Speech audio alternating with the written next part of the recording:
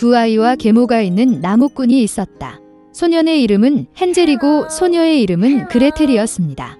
그들은 너무 가난하게 살았기 때문에 때로는 먹을 것이 없었습니다. 그리고 어느 날 저녁 그는 침대에 누워 아이들에게 어떻게 더 먹일지 고민했습니다. 그의 아내는 그에게 숲에서 아이를 낳고 불을 피우고 빵 한 조각을 주고 그곳에 남겨두라고 조언했습니다. 그러나 나무꾼은 동의하지 않았습니다. 그리고 그때까지 그의 아내는 그가 마침내 동의했다고 그를 설득했습니다. 그리고 배고픔 때문에 아이들도 잠을 잘 수 없었고 계모가 아버지에게 한 모든 것을 들었습니다. 그리고 그의 부모님이 잠이 들자 헨젤은 몰래 집에서 나왔습니다. 달이 밝게 빛나고 하얀 돌이 동전처럼 빛났다. 헨젤은 자신이 들어갈 수 있는 만큼 많은 돈을 챙겼습니다. 그런 다음 그는 집으로 돌아왔고 아이들은 잠자리에 들었습니다. 아침에 계모가 아이들에게 와서 각자 빵을 주고 모두 함께 숲으로 갔다. 도중에 헨젤은 흰 돌을 하나씩 던졌습니다. 그들이 개간지에 도착하자 아버지는 불을 피우기 시작했습니다. 그는 아이들에게 불 근처에 앉아 불이 나가지 않도록 하고 아이들과 계모는 더 많은 장작을 사러 가라고 명령했습니다. 그들은 안고 피곤하고 잠들었습니다. 아이들이 깨어났을 때 사방이 어두운 밤이었습니다. 그리고 한 달이 하늘에서 솟아오르자 헨젤은 여동생의 손을 잡고 동전처럼 반짝이는 자갈 사이로 길을 찾아 길을 보여주었습니다. 그들은 밤새도록 걸었고 새벽에 아버지 집에 왔습니다. 시간이 좀 지났습니다. 그리고 아이들은 어느 날 밤 새엄마가 어떻게 아버지에게 아이들을 없애달라고 애원하기 시작했는지 다시 들었습니다. 그는 거절했지만 그의 아내는 그의 말을 듣고 싶지 않았고 그녀는 그에게 온갖 비난을 저주하고 표현했습니다. 부모가 잠이 들었을 때 헨젤은 지난번처럼 돌을 모으고 싶었지만 계모가 문을 잠그고 소녀는 집을 떠날 수 없었습니다. 이른 아침에 아이들은 이전보다 훨씬 적은 양의 빵 한 조각을 받았습니다. 숲으로 가는 길에 헨젤은 주머니에 그의 조각을 찢고 부스러기를 땅에 던졌습니다. 계모는 그들을 더 숲으로 데려갔습니다. 다시 큰 불이 켜지고 아버지는 아이들과 계모가 나무를 더 자르는 동안 아이들에게 불을 보라고 명령했습니다. 점심시간이 되자 그레텔은 그녀의 빵 조각을 헨셀과 공유했습니다. 그리고 그들은 잠들었습니다. 우리는 어두운 밤이 되었을 때 일어났습니다. 그리고 한 달이 지나서 그들은 길을 가는데 하나의 부스러기를 찾을 수 없었습니다. 숲에서 나부끼고 있는 수천 마리의 새들이 오랫동안 그 부스러기를 먹고 있었기 때문입니다. 그래서 아이들은 아주 오랫동안 걸었지만 숲에서 나올 수 없었습니다. 갑자기 길은 그들을 오두막으로 이끌었습니다. 가까이 다가가자 아이들은 집이 모두 빵과 비스킷으로 지어졌으며 창문은 순수한 설탕으로 만들어져 있는 것을 보았습니다. 헨젤은 손을 뻗어 지붕을 부수고 그레텔은 창문으로 가서 창문을 갉아 먹기 시작했습니다. 그리고 오두막의 문이 활짝 열리자 늙은 여자가 목발에 기대어 나왔다. 헨젤과 그레텔은 너무 무서워서 손에서 맛있는 음식을 떨어뜨렸습니다. 그리고 노파는 친절했고 그들을 그녀의 오두막으로 초대했습니다.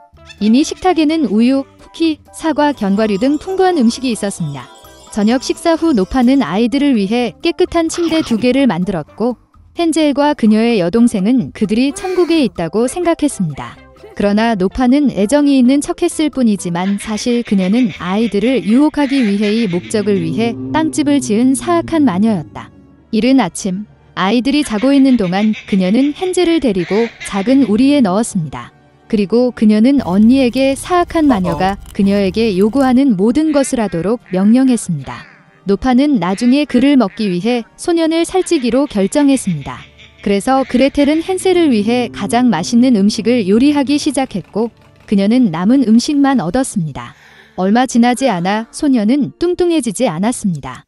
그런 다음 노파는 더 이상 기다리지 않고 헨셀을 요리하고 먹기로 결정했습니다. 그녀는 그레텔에게 스토브에 불을 붙이고 물을 뿌리라고 명령했습니다. 스토브가 따뜻해졌을 때 노파는 그녀에게 스토브에 올라가 충분히 뜨거운지 확인하라고 명령했습니다. 그래서 그녀는 그 소녀를 불 속으로 밀어넣고 그녀를 굽고 싶었습니다. 그러나 그레텔은 그녀의 마음에 무엇이 있는지 알고 있었습니다. 그녀는 거기에 들어가는 방법을 모른다고 말하고 마녀에게 자신을 보여달라고 요청했습니다. 노파는 화를 내고 오븐에 들어갔다. 그런 다음 그레텔이 그녀를 밀고 마녀 뒤에 셔터를 쾅 닫았습니다. 와우, 그 늙은 여자는 얼마나 심하게 울부짖었습니까? 한편 그레텔은 헨젤로 달려가 새 장을 열었습니다. 동생을 풀어준 후 그들은 사방에 진주와 보석 상자가 있는 마녀의 방으로 가서 주머니를 채우고 집으로 돌아갔다. 며칠 동안 아이들은 돌아오는 길을 찾고 있었습니다. 숲은 점점 더 친숙해졌고 마침내 그들은 멀리서 아버지의 집을 보았습니다. 그는 자녀들이 살아있는 것을 보고 얼마나 기뻤습니까? 헨젤과 그레텔은 마녀에게서 가져온 모든 진주와 보석을 바닥에 쏟아부었습니다. 음식에 대해 생각할 필요가 없었습니다. 그리고 그들은 살고 기뻐하기 시작했습니다. 그리고 아버지는 사악한 괴물을 집 밖으로 몰아냈습니다. 옛날 옛적에 오래된 염소가 있었습니다. 그녀에게는 7명의 자녀가 있었습니다. 어머니 많이 아이들을 사랑할 수 있을 만큼 그녀는 그들을 사랑했습니다. 그녀는 숲으로 가서 점심으로 허브와 가지를 가져오려고 했습니다. 그녀는 모든 아이들을 불러 사악한 늑대를 두려워하라고 경고했습니다. 그는 종종 척하지만 그의 무례한 목소리와 검은 발로 즉시 그를 알아볼 수 있습니다.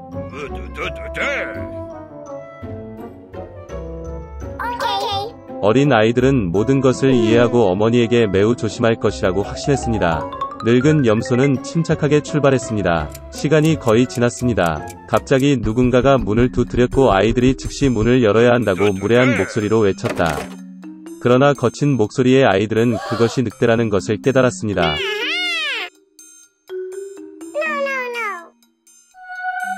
그들은 어머니의 목소리가 아니고 그녀의 목소리는 친절하고 가늘고 이 목소리는 매우 무례해서 늑대라는 뜻이라고 대답했습니다.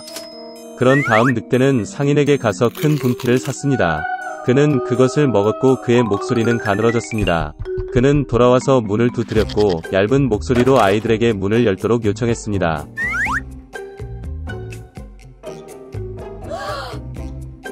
늑대는 발을 창문에 대고 기다립니다. 그리고 아이들은 그녀를 보고 어머니의 발이 검은 색이 아니라 흰색이라고 대답했습니다.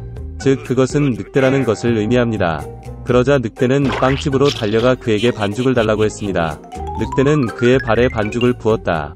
악당은 세 번째로 문에 와서 하얀 발을 창문에 대고 두드렸다. 그들은 발이 하얗다는 아이들을 보았고 그것이 그들의 어머니라고 생각했습니다. 그들은 문을 열었지만 그들 앞에 늑대가 있었다. 그들은 무서워서 사방으로 흩어지기 시작했습니다. 한 아이는 탁자 아래로, 다른 한 명은 침대 위에, 세 번째는 스토브에, 네 번째는 부엌으로, 다섯 번째는 옷장에, 여섯 번째는 싱크대 아래, 일곱 번째는 할아버지 시계에 숨었습니다. 그러나 늑대는 그것들을 모두 발견하고 턱을 열고 하나씩 삼켰습니다. 그가 찾지 못한 한 가지는 시계에 숨어있는 막내였습니다. 배불리 먹은 후 늑대는 떠났다. 그는 나무 아래 푸른 초원에 뻗어 잠이 들었습니다. 곧 늙은 염소가 숲에서 집으로 돌아왔습니다. 오, 그녀는 거기서 뭘 봤어? 점점 문이 활짝 열려 있었다.